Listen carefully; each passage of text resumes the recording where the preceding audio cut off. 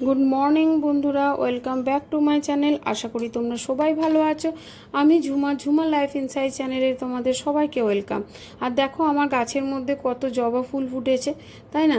আমি কত বলতে গিয়ে ওই বড়টাতে দুটো ছোটোটাতে দুটো, আমার কিন্তু এতেই খুব আনন্দ হয়ে গেছে। কারণ দেখবে সে নিজেরটা নিজেরই হয়, এরকম একটা কথা আছে না, এখানে ঠিক আমার ব্যাপারটা কিছুটা সেরকম হয়ে গেছে। কারণ আজকে তোমাদের দাদাভাই অনেক ফুল কিনে নিয়ে এসেছে, কিন্তু যেহেতু নিজের গাছে এই ফুলগুলো ফুটেছে না, তাই সত্যি খুব আনন্দ লাগছে যে আমারও গাছে কত ফুল ফুটেছে। যখন প্রথম অপরাজিতাটা নিয়ে এসেছিলাম, তখনও অপরাজিতাগুলো খুব ফুটছিল, কিন্তু এখন আর ফুটছে না। আর জবাগুলো কিন্তু ভালোই ফুটছে। আর দুটো জবা রেখে দিলাম, কারণ ছেলে আবার সব ফুল তুলে নিলে ওর আবার মুখ গোমরা হয়ে যাবে, তাই দুটো রেখে দিয়েছি। আর এই সকাল সকাল তোমাদের দাদাভাই এই সবজিগুলো নিয়ে চলে এসেছে।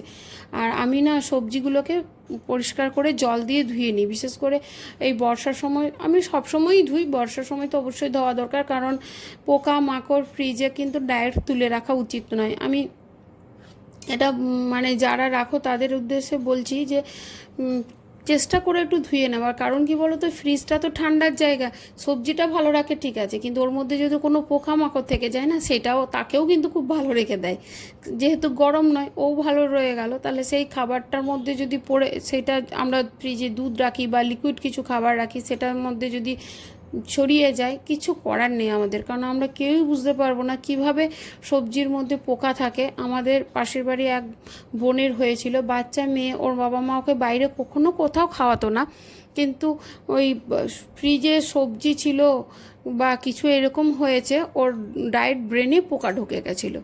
তো তখন ওই চেন্নাই দেখিয়েছিল, তো সেখানে বলা হয়েছিল যে আপনার কোনো কাঁচা সবজি থেকে কোনো লিকুইডে ঢুকে গিয়ে এই পোকাটা এখানে ওর ব্রেনে হয়ে গেছে, আস্তে আস্তে মারতে হবে। সে আজ বড় হয়ে গেল, বিয়েও হয়ে গেল, কিন্তু তখন শুনে খুব ভয় লেগেছিল। তো আমি কি করি, ফ্রিজের মধ্যে ওই ডাইরেক্ট সবজিগুলো এনে কিন্তু কখনোই ভরি না, বা ফল যাই আনি আমি ভরি না, সেটাকে ধুয়ে ভালো করে শুকিয়ে নিই, যেটা ড্রাই হয়ে যায় একদম, তখন আমি জায়গায় জায়গায় রেখে দিই। আর এই সকালবেলায় দেখো কত বাসন নিয়ে আমি রেডি, একদম ধোয়া মোছা করতে।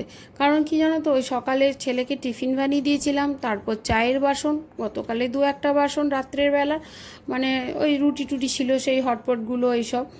আর কিছু ছিল ওই ওদের রান্না করে দিয়েছিলাম, আজকে ওদের ভাতটা আগে করে নিলাম, যেহেতু নিরামিষ রান্নাটা একসাথে করব বলে, তাই অনেকগুলোই বাসন হয়ে গেছিলো। আর এদিকে দেখো আমি বিছানাটা রেডি করে নিচ্ছি। আমার খেয়াল ছিল না যে বিছানাটা রেডি করা হয়নি। আমি সকালে ছেলেকে স্কুল পাঠিয়ে ওই তোমাদের দাদাভাই সবজি আনলো, ওগুলো ধোয়া মোছা, ঠাকুরের জিনিসগুলো ধুয়ে মুছে রাখলাম, তারপর বাসন ধোয়া, এসব করতে করতে আমার খেয়ালই নেই যে বিছানাটা তোলা হয়নি। তারপর দেখছি আমার বিছানাটা তোলা হয়নি। যাই হোক, বিছানাটাও পরিষ্কার করে নিলাম, কারণ এই সংসারের কাজ থেকে আমাদের কিন্তু রেহাই নেই। যেখানেই যাব, যেভাবেই যাব, কাজ কিন্তু আমাদের করতেই হবে। আর দেখবে আমরা কোনো অনুষ্ঠান বাড়িতে গেলে, মেয়ে হয়ে জন্মেছি তো, যখন সবাইকে কাজ করতে দিই, আমরাও হাতে হাতে দুটো করে নিই। যদিও আমি কাজে খুব, যে সবার বাড়িতে গিয়ে খুব কাজ টাজ করতে পারি পটু তা নয়, একটু কুড়ে গোছেরই মানুষ আমি, কিন্তু যখন দেখি বৌদিরা বা আমার ভাইয়ের বউ এরা কাজ করছে না, খুব খারাপ লাগে। তো মনে হয় ওরা করছে, তো আমিও একটু ওদের সাথে হাত মিলিয়ে করে নিই। গ্রামের বাড়ি গেলে দাদা খুব একটু করতে দেয় না, বলে না তোর বৌদি আছে, মা আছে বা কাকিমণিরা আছে, ওরা করে নেবে, তুই বস। কিন্তু বৌদিরা যখন করে না, ওই মজা করে গল্প করে একসঙ্গে করতে ভালোও লাগে, আর খারাপও লাগে যে ওরা করবে আর আমি বসে থাকবো খেয়ে নেবো, এটা হয় না। আবার আমার বাবার বাড়িতে তো ভাইয়ের বউ একাই, তো ওর সঙ্গে তো মা যেহেতু অতটা কাজকর্ম এখন আর করে না, তাই আমি ওর সঙ্গে হাতে হাত লাগিয়ে অনেকটাই করে নিই। ভালো লাগে, সময়টাও কেটে যায়। আর এদিকে তোমাদের দাদাভাই দেখো পুজো দিচ্ছে মন্দিরে, আমার বাড়ির মন্দিরে। কারণ আমি ওই তাড়া ছিল, তো তোমাদের দাদা বললো যখন তোমার তাড়া আছে তাহলে দাও, আমি বাড়ির পুজোটা করে নিই।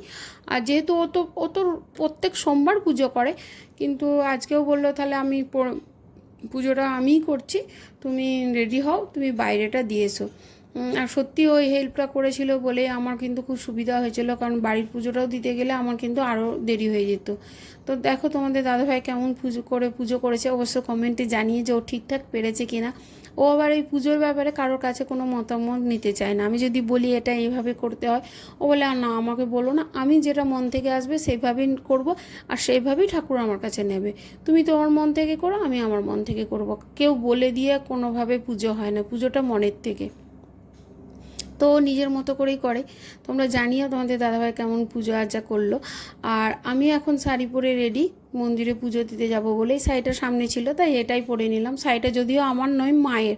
আমার মায়ের দু একটা শাড়ি আমার ঘরে রাখা থাকে, আর মা মানে মায়ের শাড়ি তো মেয়েদের অধিকার থাকেই বলো, আমি আমার মায়ের শাড়ি গয়না সবই অধিকার জমিয়ে রাখি। তো মায়ের শাড়িটাই আজকে পরে নিলাম। ব্লাউজ তো হবে না, কারণ আমার মা খুব রোগা পাতলা, তাই আমি আমার ব্লাউজটাই পরেছি। আর এইদিকে আমার সমস্ত কিছু রেডি, অনেকটাই দেরিও হয়ে গেছিলো, খুব টেনশন লাগছিলো যে মন্দিরে পুরোহিত থাকবে কিনা, বা মন্দিরে গেট বন্ধ হয়ে যাবে কিনা। কারণ যাদের বাড়িতে মন্দিরটা তারা এখানে থাকে না, তারা মেয়েরা, তাদের বাড়িতে শুধু মেয়েরা আছে, মেয়েরা শ্বশুর বাড়ি চলে যায়, আর এখানে পুজোর দিনগুলোতে এসে খুলে রাখে। তো ভাবলাম যদি তাদের হাতে চাবিটা দিয়ে দেয় তাহলে তো পাওয়া যাবে না, নাহলে অন্য লোকের কাছে চাবিটা থাকে। তো তারপর দেখলাম না পুরোহিত ছিল। আর আমি এখন লিফটে করে নামছি, যেহেতু সবাই চলে গেছে, সিঁড়ি দিয়ে নামার কোনো সিন নেই, তাছাড়া একে একে নেমে নেমে সবাইকে ডেকে ডেকে জড়ো হওয়া যায়। আজকে আমি যেহেতু একা, তাই লিফটে করেই চলে গেছিলাম। আর এই যে মন্দিরে এসে গেছে, আমি মন্দিরে পুজো দিলাম। পুরোহিত মশাই ছিলেন, তারপরে কিছুক্ষণ পুরোহিত মশাইয়ের কাছে গল্প করে উনি ওনার মনের দুঃখ বলছিলেন, ওনার মেয়ের একটা দুর্ঘটনা ঘটেছে বলে সেই ঘটনাটা বলছিলেন। মন খারাপ লাগছিলো, একটা মানুষ বলছে, যদিও তারা ছিল, কিন্তু আমি তাকে আর নাও বলতে পারিনি। তার দুঃখগুলো একটু সময় দিয়ে শুনলাম, কারণ ওরও তো খারাপ লাগছে। হ্যাঁ, তো কী করবেন বলুন, সবারই তো ভাগ্যে মানে সবটা জোটে না, কী করবেন, কষ্ট হয়েছে যখন। ওনার মেয়ের হাজব্যান্ড মারা গেছে, সেই দুঃখটাই করছিল। আর এদিকে আমি বাড়ি চলে এসেছি, রান্নায় প্রচণ্ড তাড়া লেগে গেছে, কারণ ওরা বাড়িতে চলে এসেছে, আর আমার রান্নাটাও সেভাবে হয়নি, তাই তাড়াহুড়ো করে আমি রান্না বসিয়ে দিয়েছি। আমার ডালিয়া বসিয়েছি, আর বসিয়েছি বেগুন ভাজা। বেগুনটা কাটতে গেলাম, মা দেখছি পোকা লাগা, 3 পিস বেরিয়েছে, হয়ে যাবে। তোমার দাদাভাই 1 পিস খাবে, ও খুব একটু পছন্দ করে না, আর আমি 2 পিস, ছেলে তো খাই না। তো আর ছিলও না বেগুন, ওই একটাই পড়েছিল। আর এখন আমি ডালিয়াটাতে একটু আদা ঘষে দিলাম, আর একটু নুন, হলুদ, একটু জিরে গুঁড়ো, আর একটু ধনে গুঁড়ো, এইসব দিয়েই, আর একটু সামান্য একটু মিষ্টি দিয়ে আমি ডালিয়াটাকে ভালো করে কষে তার মধ্যে জল ঢেলে দিয়েছিলাম। তারপর সেদ্ধ হয়ে যাওয়ার পর একটু ওই তোমার শুকনো তেল লঙ্কা দিয়ে ছকে দিয়েছিলাম, যদিও এটা নুকিয়ে করেছিলাম, তোমার দাদাভাই জানে না শুকনো লঙ্কা দিলে ও চিৎকার করে। ও যেহেতু ডালিয়াটা খাবে না, তাই আমি বানিয়েছিলাম, কারণ আমার সমস্যার জন্যই ও খায় না, বা ও আমাকেও খেতে দেয় না, আমার পেটের সমস্যার জন্য ও চিৎকার করে। তো আমি একটু দিয়েছিলাম, কারণ খিচুড়িতে না একটু শুকনো লঙ্কার ফোড়ন না দিলে খেতে কিন্তু সেই ফ্লেভারটা আসে না, টেস্টটাও হয় না। আর লাস্টে একটু ঘি ছড়িয়ে নিয়েছিলাম। আর এখানে হচ্ছে একটু 5 মিশালি সবজি, ওই পুঁই শাক এসব দিয়ে, কারণ আর কিছু ছিল, মানে এই কটাই ছিল, সামনে পুঁই শাকটা টাটকাও ছিল, তাই এটা বানিয়েছিলাম। আর ডাল বানিয়েছিলাম, এইসব হয়েছিল অনেক কিছুই। তা এখন প্রায় রান্নাটা কমপ্লিট। এখন ওই ডালিয়াটা ছকে নিচ্ছি, আর ওই আমের চাটনিটা হচ্ছে। আজকে একটা কাঁচা আম এনেছিল তোমাদের দাদাভাই, পেয়েছিল, কারণ এখন তো অতটা পাওয়া যায় না, পেয়েছিল, তো বললাম তাহলে আজকে আমরা চাটনি কেন, রোজ রোজ আমরা চাটনি খেয়ে আমরাও বিরক্ত, তোমরা দেখেও বিরক্ত, তাই আজকে দেখলাম একটু আমের চাটনি দিয়েই বানানো যাক। তো আমের চাটনি বানিয়েছিলাম। আর এখানে হচ্ছে ওদের ডাল। আর এখন রান্না হয়ে যাওয়ার পর আমি একটু পাঁপড় ভেজে নিচ্ছি, কারণ ওই ডালিয়ার খিচুড়ি বলো আর এমনি খিচুড়ি বলো, খিচুড়ির সাথে পাঁপড় ভাজাটা বেশ ভালোই লাগে। আর পাঁপড় দুটোই ভেজেছিলাম, কারণ ছেলে তো খায় না, আর এদিকে তোমাদের দাদাভাই ও আর আমি, তাই এই ভেজেছিলাম। আর এই আমার আজকে দুপুরের লাঞ্চ মেনু, চাটনি, 5 মিশালি সবজি, ডালিয়া, ডাল। তো দুপুরবেলায় খাওয়া দাওয়া করে অলরেডি শুয়ে পড়েছিলাম, তো শরীরটা টায়ার্ড লাগছিলো। আর এখন বানিয়ে নিয়েছি একটু সাময়ের পায়েস, আর একটু বানিয়েছিলাম পনির দিয়ে পরোটা, ওই স্টাফিং ভরে যেটা পুর দিয়ে হয় সেটা। তো এখন ওই পনিরের পরোটাটা বানাবার রেডি করছি। তো ভিডিওটি যদি ভালো লেগে থাকে অবশ্যই সাবস্ক্রাইব করে দিয়ে যেও, আর যারা যারা নতুন চ্যানেলটিতে সাবস্ক্রাইব করে দিয়ে যাও, আর কমেন্ট করে জানিও আমার ভিডিওটি কেমন লাগলো, আর অবশ্যই শেয়ার করে দিও। আর আমার পুরনো বন্ধুদিকেও ধন্যবাদ, তারা আমাকে সাবস্ক্রাইব করার জন্য আর এই ভিডিওটি আমার মন দিয়ে দেখার জন্য।